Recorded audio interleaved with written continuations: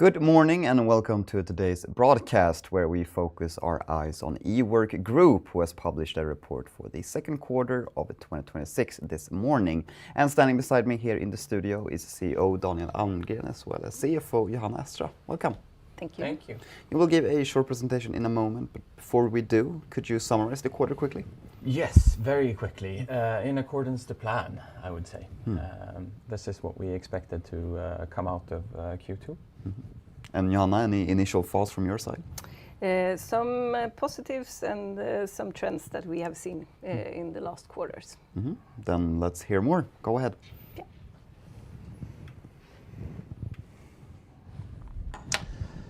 All right. Having joined Ework in November of last year, I am now a little over 8 months into this journey, and this is my third quarterly report.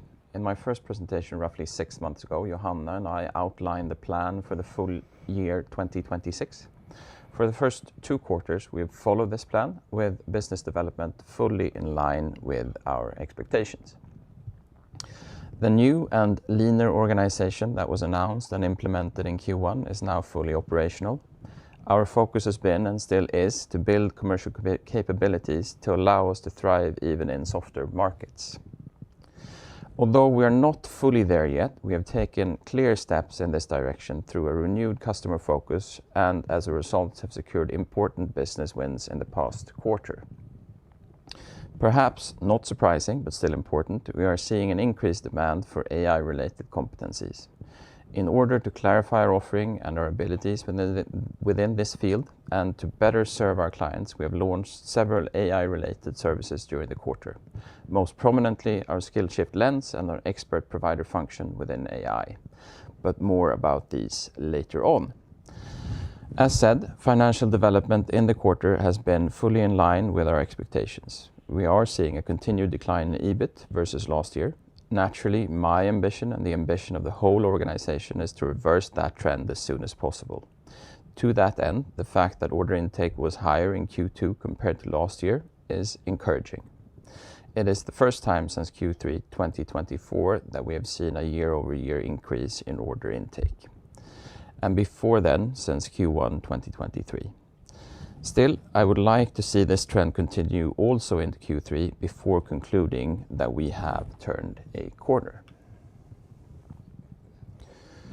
Looking at development by industry and market, a couple of trends are clear. Firstly, public sector is outperforming private sector. Secondly, within the private sector, telecom and energy are the only 2 sectors that are seeing increases, where all other sectors have negative development year over year. Third, Norway is the individual market which is seeing the most positive development, with other markets, including Sweden, still having negative developments. Fourth, the negative developments in Denmark and Poland are driven primarily by a small number of large clients scaling back on their consulting demand. Fifth and lastly, although not visible in these aggregated numbers, we are starting to see a positive development for a few of the Swedish regions, or market units as they're called in our terminology. Let's then spend some time on AI, which likely is the most important trend shaping the labor market right now. The discussion is no longer about whether AI will impact organizations and jobs, but when the shift will happen and what capabilities are needed to succeed in this transition. We see growing demand for AI-related competence across virtually all industries. New specialist roles are emerging rapidly, while AI capabilities are increasingly becoming a baseline requirement across an increasing number of existing roles. At the same time, many organizations are struggling to turn AI ambitions into practical execution. A recent survey by Statistics Sweden found that for 3 out of 4 Swedish companies, the biggest barrier to AI adoption is not the technology itself, but access to the right skills. We see the same challenge across all our markets. This is where Ework can create real value. During the quarter, we launched a comprehensive AI offering built around 3 complementary components.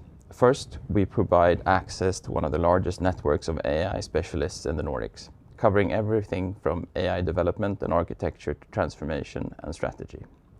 Second, we have introduced dedicated expert provider AI capabilities. These experts help clients understand market, identify the capabilities they need, and secure the right expertise for both immediate needs and long-term transformation. Third, we launched Skillshift Lens, a free platform that helps organizations understand how AI is changing roles, ways of working, and future skill requirements, giving them a foundation for workforce planning, transformation, and a starting point for more informed strategic discussions. Together, these capabilities help clients move from insight to execution. We help organizations understand the shift, secure the right talent, and turn AI investments into tangible business value. For us, this is a natural extension of our role as an independent talent partner. We don't just connect organizations with expertise, we help them navigate one of the most significant workforce transformations of our time.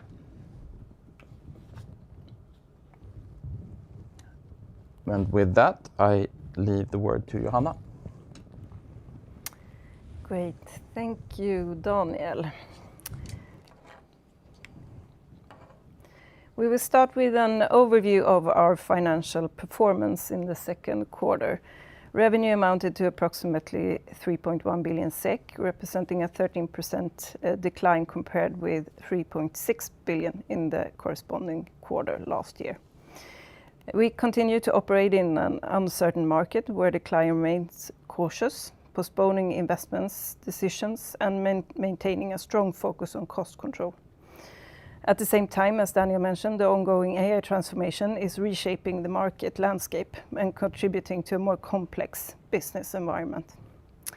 The decrease in revenue was broad-based across most of our markets, with Norway being the exception, where we have seen a gradual recovery over the past few quarters.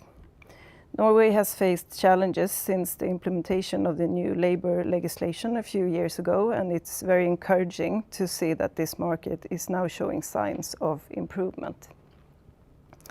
Denmark has remained challenging in the recent quarters, primarily to workforce reductions by one of our larger clients.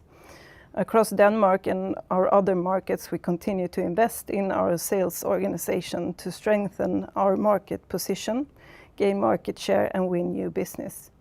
Going forward, our focus is on stabilizing and growing our gross profit. Gross profit declined in line with revenue during the second quarter.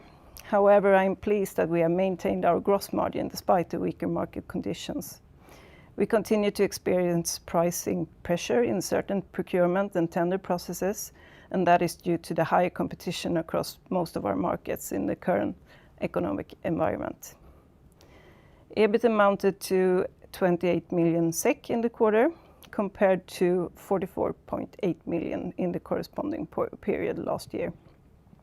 The decrease was primarily driven by lower revenue that was partly offset by a reduction in OpEx. And during the first quarter, we announced a reorganization expected to generate annual cost savings of approximately 18 million SEK. And in addition, we have implemented further efficiency measures related to our facilities, which are expected to reduce annual cost by approximately 5 million SEK. Looking ahead, we do not foresee any need for significant investments in the near term. Our geographic expansion strategy can be executed in a low-cost, efficient manner, with limited upfront investment required to enter new markets. We have also completed the upgrade of our digital platform, which further strengthens our operational foundation. In addition, our business model is relatively scalable, providing flexibility and resilience in weaker economic conditions while limiting risk.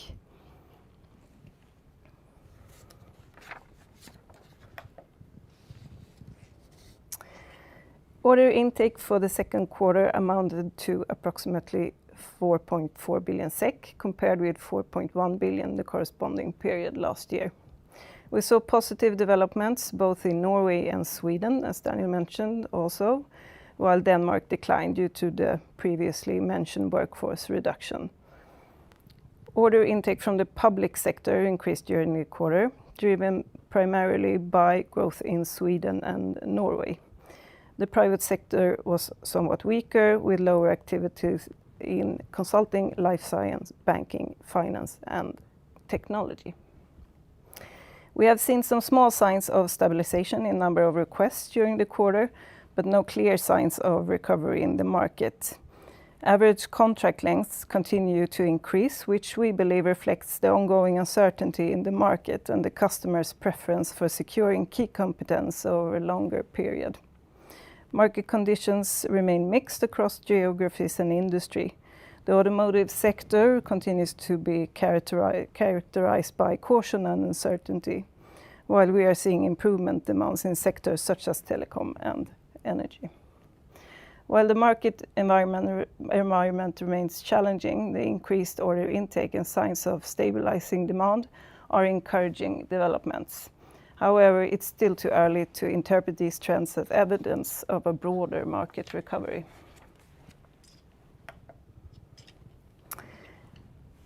Revenue remained below last year's level in the second quarter, continuing the trend we have seen in the last quarters. And as mentioned, the decline was broad-based across most markets, with Norway being the main exception. And this is, of course, reflecting the continued impact of the prolonged economic downturn that we have seen. Increasing business volumes remains our highest priority. To support this objective, we continue to strengthen our commercial focus and enhance our sales performance across the organization. EBIT was, as mentioned, primarily impacted by the lower revenue levels. At the same time, we're currently not planning any significant investments that would increase the cost base. And with that, I will hand over back to Daniel to summarize. Thank you. And to do that, to summarize, our second quarter was fully in line with our plan and our expectations. The new organization is now fully implemented. Cost efficiency measures are executed with full impact from 2027. Our focus is primarily on three things. 1, increase customer focus. 2, grow and enhance our sales capabilities. 3, be a leader in the AI transition. Longer term, our aim is to become less dependent on just one geographical market, Sweden. To achieve this, international expansion has been and will remain an important component in our strategy. This is progressing according to plan, with most recently placement of the first few consultants in Belgium on assignment, being a symbolic highlight of the quarter. Thank you for your interest and time so far, and handing back to you, Mikael. Thank you very much, Daniel. I think I'll begin where you left off before we let the analysts ask their questions.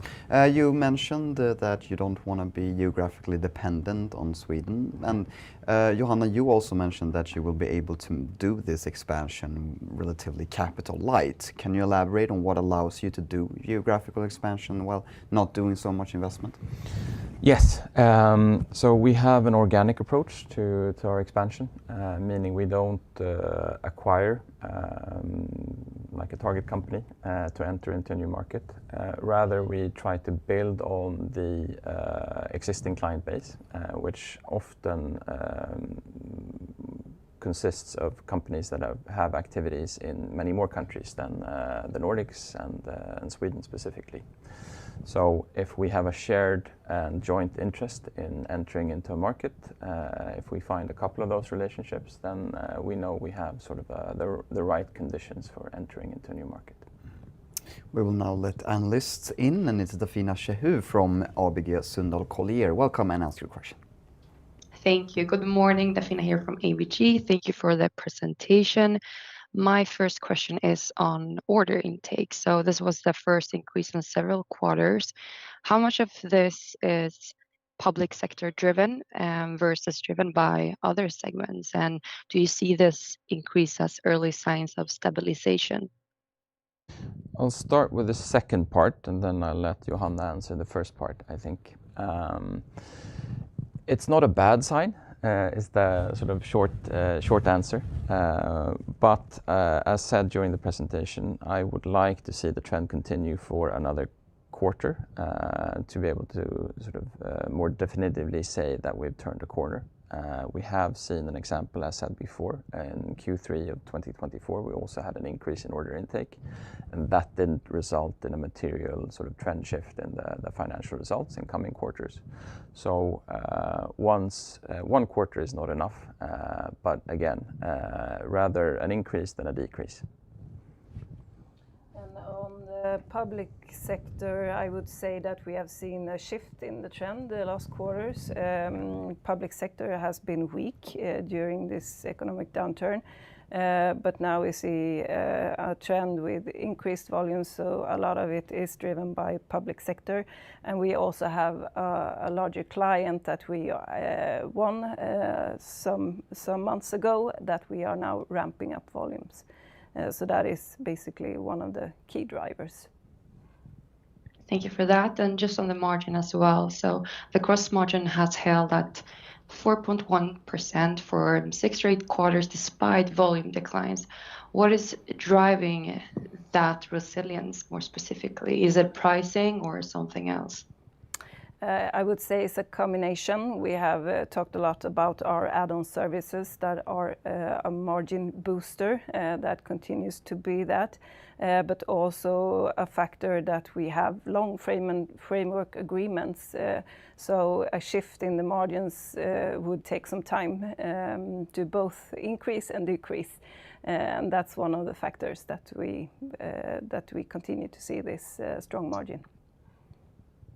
Thank you for that. And just my last question. So Norway sales continues to increase while the other markets decline. Would you say Norway is a leading indicator for the other Nordic market, or is it running on Norway specific dynamics such as telecom and energy? More the latter, I would say. In our terminology, we sort of see Norway as one market unit, whereas, for example, a region in Sweden would also be a market unit. And again, the way we present results in these types of forums, we look at Sweden as an aggregate. But we are sort of seeing the same type of development that we've been seeing in Norway in a couple of the Swedish market units in the regions as well. Is that a harbinger of more positive times to come?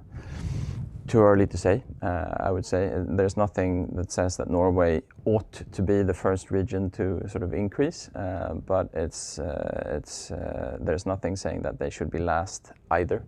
So similar to an increase in order intake, it's a positive sign. It's too soon to say that that's sort of the leading indicator of a results uplift. Thank you very much. That was all for me. Thank you.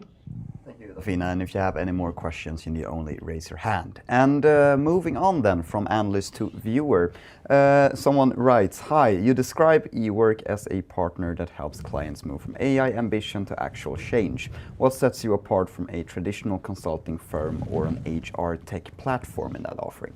Mm-hmm. Since we are an independent party in this, sort of if you look at the consulting house, they have their sort of fixed resources that they need to transition into new skills. Since we operate across a breadth of these consulting houses and freelancers and all that, we will encourage the market, try to inform the market about what demands and what skills are in demand. But we don't ourselves need to sort of transition an entire workforce into a new skill set. Instead, we can source that talent from whoever does it best for the time being, meaning our access to the talent is quicker than any sort of generic or average consulting house. And moving on then to the order intake, because it is a highlight in this quarter. It increased, and Dafina asked her about that. And you've mentioned in the presentation as well as in the beginning of the Q&A here that it's too early to tell, but how many quarters do we need until you're certain? 2. 2. So Q4, end of Q4? No, but again, it's definitely a better situation to have an increase in order intake than a decrease. If we see an increase also in Q3, that would likely bring us to a position where we, year to date, are on the plus side.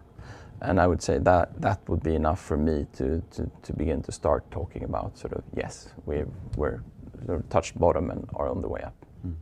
And while order intake increased, the number of clients still remained flat. So what is driving that? Is it longer contracts, higher rates? Yes. Yes. To both of those. We have seen a trend for quite some time now that we see an increased contract length. And it is, as mentioned, we believe at least that it is due to company wants to secure the competence and have these longer commitments from the consultants over time. And we have also seen the average rates increasing somewhat, or at least being stable. Also in this market, and that is kind of surprising. But yeah. And you mentioned in the presentation as well that there is some pricing pressure following some competition. How does that play into that? Yeah, we can see that in some of the tenders, of course, from our peers and so on. So it hasn't yet impacted us that much. We have managed to navigate in this environment. But yeah, we can see that, of course, and that is very natural. Another question from a viewer, the same viewer, that wishes to thank you for the previous answer. And following that, you launched Skillshift Lens during the quarter. What is it commercially, and how do you expect it to generate revenue? Skillshift Lens, yes, it is a means of starting discussions for us, and to raise awareness and attention to the fact that you as an employer going forward will likely need to think differently about sort of if you prioritize roles or if you prioritize skills, and what skills you need to prioritize, and for that matter, also if going forward it is the right model to sort of have the same ratio of employees versus consultants going forward. So it's not a direct revenue driver, but we see, for example, I was in Almedalen for a couple of weeks back for the Almedalsvecka, and talking to people through the lens of the Skillshift Lens starts really interesting dialogues about situations our different clients or prospective clients are in, and what they actually need help doing. So it's sort of a proof of concept, an interest igniter for us, and we've had very positive experiences from it so far. And Johanna, with the public sector outperforming the private sector in this quarter, that sort of implies that you'll have a higher exposure to the public sector. And how does that affect your margin profile? I would say this has been the case with Ework during a large number of years, and it's also very common that you have a large exposure to the public sector. They are great consultant buyers, so to say. What we have discussed internally is more the exposure to automotive, which we have talked about, where we have seen the effects of the geopolitical turbulence and so on. So I would say it's good to have that portfolio with the public sector being strong again. The number of consultants this quarter dropped faster than revenue did. That sort of indicates that this quarter that there was higher revenue per consultant. Is that the correct interpretation? Yeah, we have seen an increased utilization on the consultants. Yes, that is correct. And is it mainly a result of higher rates, assignment mix, or already seeing productivity from AI implementation and the new organization? Yeah, productivity, I would say. We have seen that, but also, as I said, with stable hourly rates, that also impacts, of course. And looking further ahead then, should investors be able to see that Ework will be able to accelerate growth without increasing their assigned consultants? I think we are working on like two separate things. One thing is to be very efficient internally, to have a more efficient operation in terms of delivery and so on. And then, of course, it's the sales investments. We need to grow our gross profit. So yeah, those are the two mechanisms that we are working with, and that will hopefully give some results going forward. And there will likely be sort of there's a limit to growth, of course, with a fixed number of consultants on assignment. So of course we are looking to increase the number of consultants on assignments going forward as well. Let's talk about AI then, because it's an area that is developing very rapidly. What are the most important factors when building and maintaining talent pool within this area of expertise? I think everyone is aware of how quickly things are changing. The sort of terms and the hot topics from 3 months ago might no longer be the terms being used and the hot topics anymore. So there is a clear advantage in not sort of not assuming that the way that what is sort of prioritized and what is in demand right now will be in demand even 3 or 6 months from now. So of course I'm sort of partial in this topic, but there are clear advantages given the rate of change, not to sort of being locked in with specific resources, but rather being able to shift in and out the skills that are needed at any point in time, which of course favors the consultant model and our business. But that being said, I think the most important thing for a generic employer is to have your ears against the rails and really be in tune with sort of what is cutting edge knowledge at each point in time. And how rapidly would you say that your clients' requirements are changing, and how do you ensure to keep pace, so to speak? More quickly than before, that is for sure. Of course, there is, for anyone who follows the financial markets, there is also uncertainty as to sort of, is this a boom or a bust eventually? How quick will this transition more long term be? But I would say that the demands are shifting much more quickly than we've seen in the past. And between public and private sector, how does that demand differ? I think the demand in the private sector is a bit more cynical, often focused on, perhaps not explicitly, but on sort of headcount reductions one way or the other, whereas the public sector, at least not explicitly, that's not the focus. It's on service levels, it's on productivity, it's not on sort of reaching productions. And to circle back then towards the increased order intake this quarter, how much of it was driven by AI-related assignments? We actually don't have that data, but we are looking into it. We follow on a request basis. And we do see in terms of requests over the last quarters that we have an increase in AI skills demand. So that is for sure. Daniel and Johanna, that was all our questions, but thank you very much for being here, presenting and participating in the Q&A. Thank you very much.